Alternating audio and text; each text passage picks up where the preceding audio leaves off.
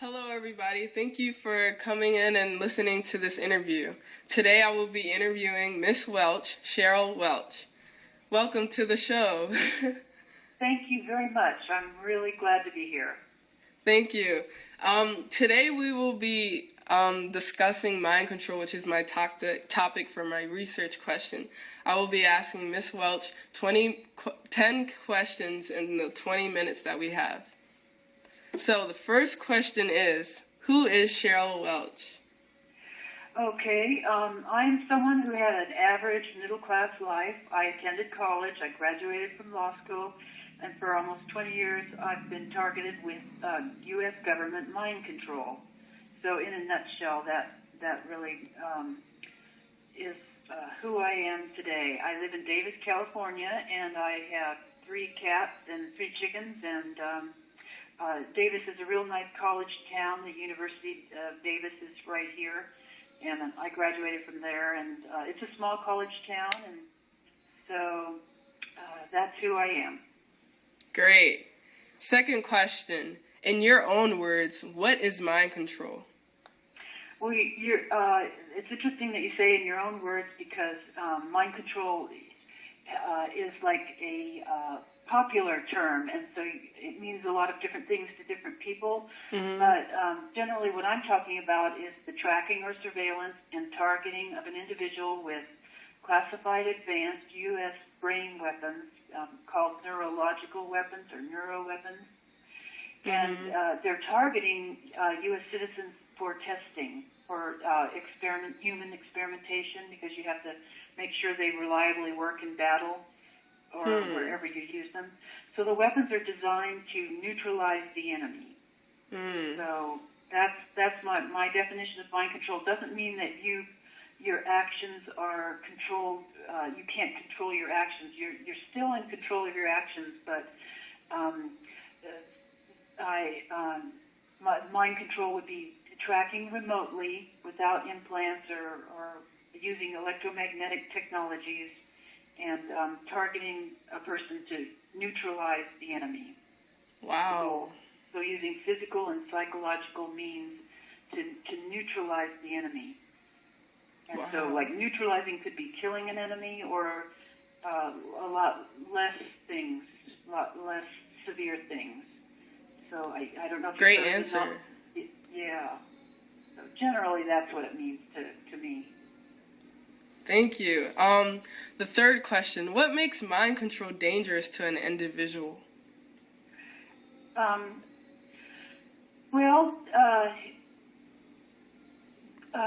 Under the U.S. Constitution and the Bill of Rights, U.S. citizens have the right to life, liberty, and the pursuit of happiness. So these neuroweapons would target a person without their consent and target the person's brain and nervous system. And if the goal is to neutralize the enemy and your life is being neutralized with these weapons, in effect, your quality of life is much diminished. Yeah. It's like torture. Uh-huh. So, fourth question. Why should people know the realities of the techniques that are aimed at the public? Well, only a small number of the U.S. population obviously would be tested without their consent with these.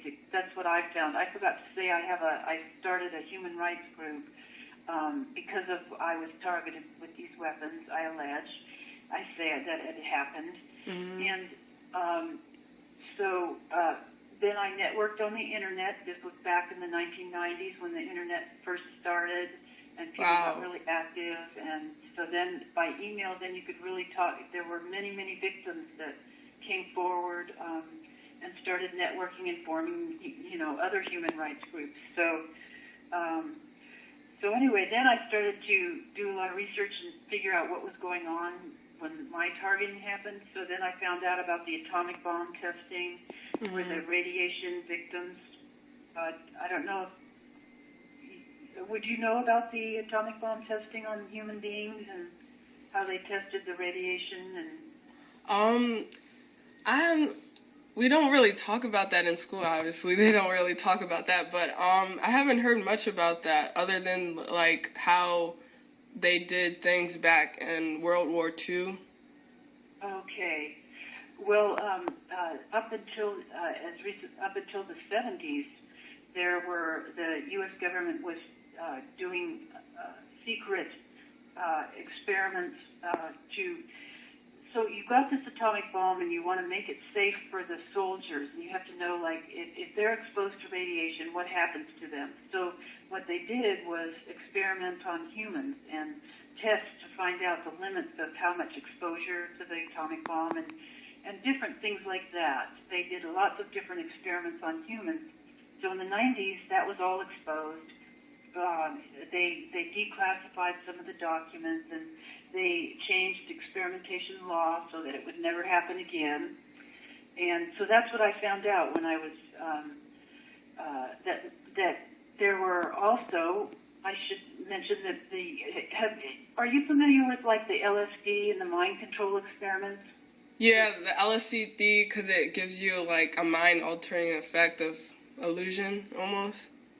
Yeah, and you've heard of how they experimented on people in the 1950s. Yeah. And without their consent on the soldiers. Yeah. Okay, well, that's what I looked at, too. Well, they had a big mind control testing, secret programs, because the Russians and China were also developing that. So some of that research is still classified, and they were testing mind control. So while the LSD and the drugs, they say, didn't work, you couldn't control a person, the electromagnetic radiation and all of the there's still research that's classified. So I allege that that I'm this is a program that's ongoing from the 50s. Yeah. So that's what I found out. And so that's why people should know the realities in this history, because you don't want it to happen to you or your kids, or you don't want it to happen again. That's right. Yeah. Next question. How can someone become mind controlled? Well, it is just like what happened with the experiments, the other government experiments, where you're in the wrong place at the wrong time. Say you're a soldier, and so they need to test these drugs, and they just tested the drugs on unwitting soldiers. So let's say, or they tested it if you go to the doctor's office, and this hospital happens to be part of the U.S. government research, then they give you drugs and say it's vitamins when it's really radiation, and so you're in the wrong place at the wrong time. That's how you're targeted. Or a lot of whistleblowers are targeted, and people who are powerless, who can't fight back. Yeah. So. Wow. So it could be. It's generally, like I say, only a small amount of the population is targeted. Obviously, the United States is huge, but in World War, from the atomic bomb and drug testing, there were 500,000 people out of World War II. So 500,000 people is a lot of people, though. Yeah. So. And you would need a lot more testing, because you're testing the brain, and the brain is so complex, so you're going to need more people. Yeah. To make it a real weapon that will drive a person crazy and neutralize them. Or make them look crazy so that you can't run for office, you can't, your whole life is destroyed when someone thinks you're mentally ill, or if they're targeting your brain, and which is what they do. Oh, man, wow. Yeah, it's a complicated story. I'm sorry, my answers are a little long. Oh, no, that's fine, because we need all the information we can get. Yes, I'm glad you're interested. It's important. Yes. And the U.S. government is not going to tell you. Exactly. You got to find it yourself. You do. Yeah. You do. Next question. Why do you believe mind control is such a hush-hush topic?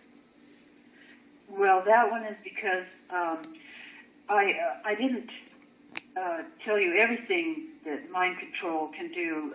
It's, for example, if you're trying to figure out how to control a person remotely and how to cause pain so that every time they think a certain thought, they get a jolt of electricity, or if you want to cause voices in a person's head so you can give them instructions or drive them crazy, like people who hear, mentally ill people hear voices in their head, there's the technology, like there are government documents that show there's technology that the government is studying to do just that.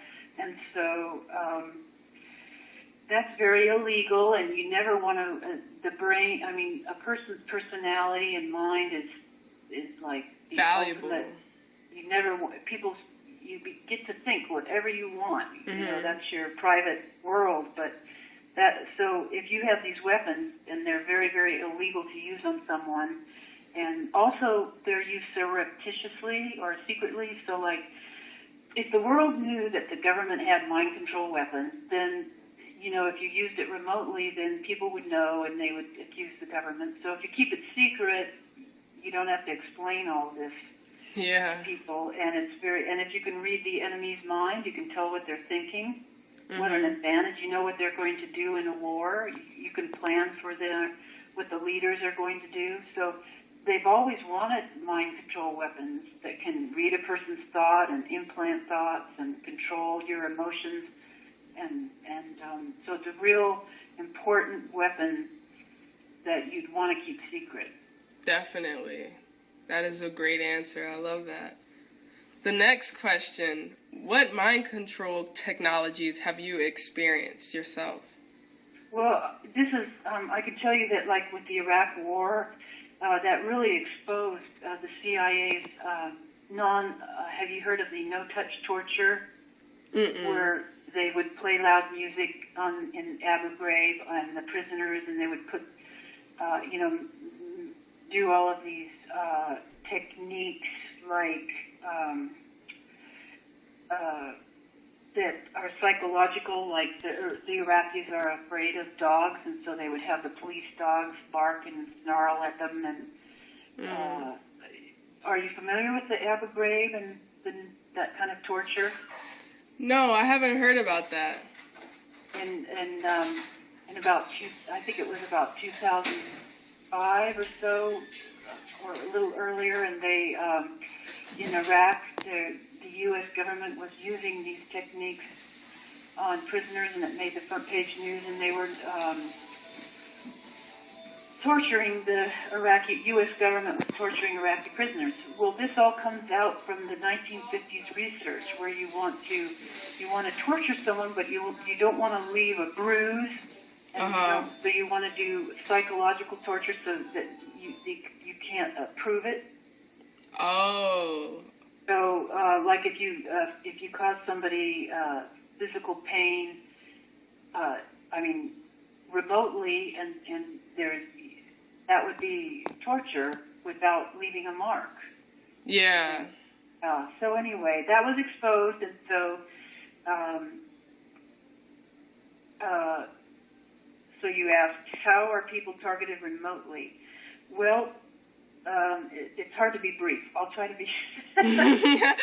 The brain is an electrochemical system, so it works on little electrical signals. I think everybody knows that. Yeah. And so if you want to target the brain out remotely without touching the person and having a headband or something, then you're going to use like electromagnetic radio frequency, which is if you study physics, you know that that's part of electricity. It interacts with. I'm not giving you a good definition right now, but anyway, that's how you can. The only way you can target the brain remotely. So that's how it's done with electromagnetic technologies. Wow. So it's like a radio, to be really how you can turn the station, and so you have to have a certain frequency and a certain amplitude, and the characteristics of the electromagnetic waves are different. Like sunlight is high electromagnetic energy, and then you've got the low Yeah, like the microwaves are lower and Gamma rays. spectrum. Yeah, exactly. Mm-hmm. So radio can pick up a certain frequency. Well, the human body, same thing. The Wow. brain waves are certain frequency. Yeah, definitely. So all of this research, of course, is classified and suppressed. So that's why most people don't know about it. Mm-hmm. Number 9. Is it true that electromagnetic technology is found in most households and is used to alter an individual's brain waves? No, I'd say that is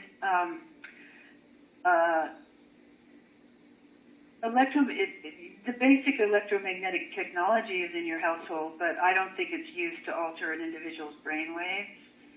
I think the U.S. government is testing very specific programs, but generally just a person in a house is, I wouldn't say that people have to worry about that, and I would say that it's very complex technology. It's not just like your microwave oven that heats up something with electromagnetic energy. It's, you can imagine the brain and it's very complex, so it's a lot more complex than that. So I wouldn't worry about that it's in your household. Good. That's good. Yeah, definitely. All right, last question. What can people do to prevent mind control and from being targeted? I would say the best thing people can do at this point is educate yourself, because if you just read the newspaper and you ask any brain scientist today, they'll say, mind control, don't worry about mind control weapons, it's futuristic, people cannot read your thoughts, it can't be done, it's going to take 20, 30, 40, 50 more years. Yeah. And I would say, don't believe everything you read, and, it's just like with the atomic bomb, just a few scientists figured out how to make an atomic bomb, and if you asked just a physicist at that time, they would have said impossible. You can't build an atomic bomb. But then a few very bright geniuses, the scientists that built the atomic bomb, they were able to do it. So, I would just say look beyond, and there's some, I would say look at the history, if you have a chance. There's just a lot of facts that the public should know, and look beyond, and ask your investigative reporters to investigate and write about it, and that you're interested in the topic, and ask questions that are beyond just mainstream media, because government wants to keep it secret. They don't want you to know about this, so they're not going to tell you, and who else is going to tell you? So be informed. All right, everybody. So that was the end of our 10 questions. And I want to thank Cheryl Welch for being a part of this. And thank you for answering these questions. You're welcome. Thank you. Bye, guys.